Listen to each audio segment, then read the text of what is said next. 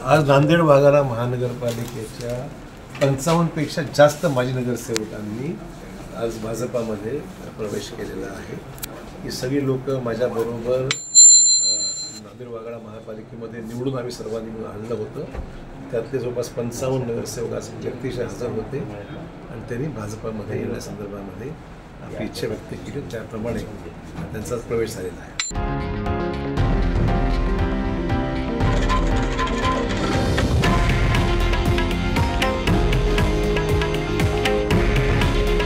हे आहे देशातील नंबर 1 न्यूज नेटवर्क आणि आपण पाहत आहात TV9 मराठी। काळजी तुमची, हित महाराष्ट्राचं।